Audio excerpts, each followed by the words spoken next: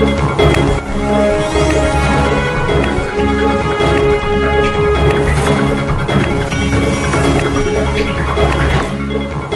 का most wanted Rajasthan व हरियाणा से 6 लाख रुपए का इनामी मुजरिम पपला गुजर से हथियार बरामद तथा साथी महिपाल गिरफ्तार। AK-47 राइफल, 2 विदेशी पिस्टल सहित कुल 30 जिंदा कारतूस बरामद।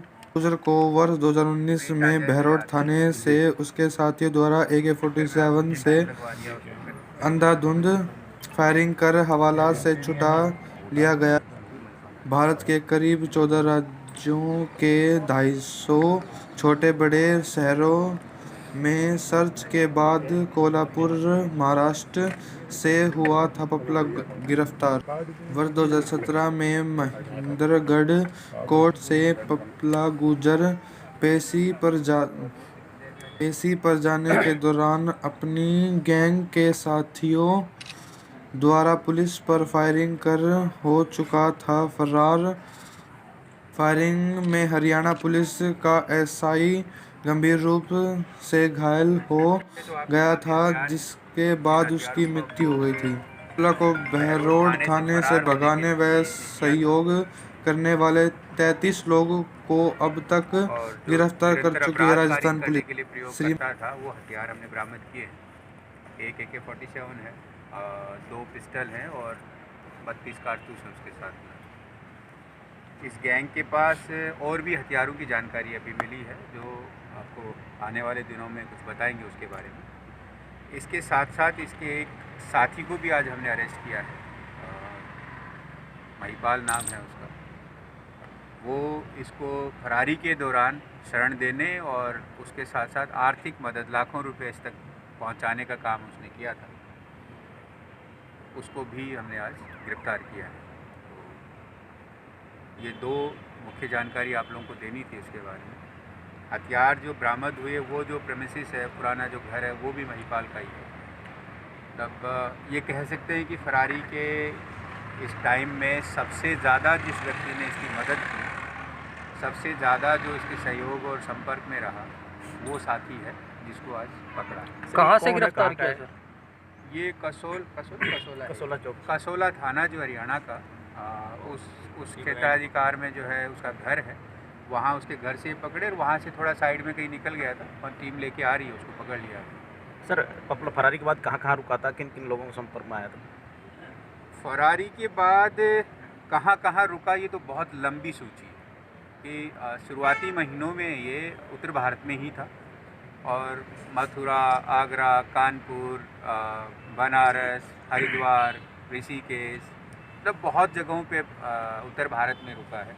उसके बाद ये धीरे एक बार नागपुर पहुंचा, फिर वहाँ से कोल्हापुर पहुंचा। कोल्हापुर जाने के बाद एक बार वापस यहाँ आया है, फिर कोल्हापुर गया है।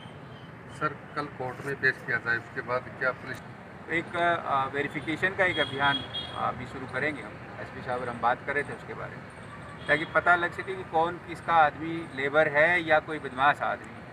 और क्योंकि यहाँ पे बहुत सारी ऐसी बिल्डिंगें हैं जिनमें आराम से किराए पे मकान मिलना, ये जो है वो भी है। तो जो ऑनर हैं, मालिक हैं बिल्डिंगों के, उनको भी पाबंद करेंगे कि जब भी किराए पे किसी को दें तो एक प्रॉपर दस्तावेज लें और पुलिस थाने को उसकी सूचना दें ताकि उसका सत्यापन किया जा सके।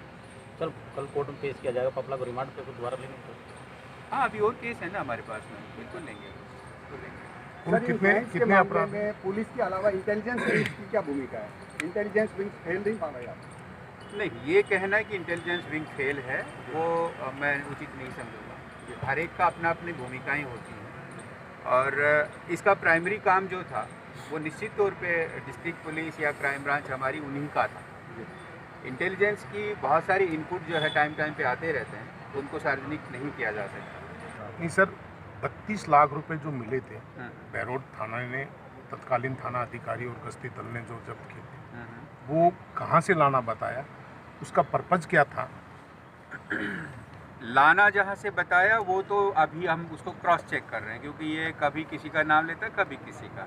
लाने का पर्पज बताता है कि एक इसने कोई भूखंड खरीदा था अपने अलवर डिस्ट्रिक्ट में, उसके भुगतान के लिए उसको लाना बता रहा है कि उसका पेमेंट करना था, उसके लिए हम लोग पैसे इकट्ठे करके लाए। सर पकड़ा गया उस दिन किसका इंतजार कर रहा था? कुछ पेमेंट का इंतजार कर रहा था किसका? शायद गाड़ी खराब हुई थी और लेकिन सर गाड़ी खराब थी तो फिर उस गाड़ी से भगा क्यों?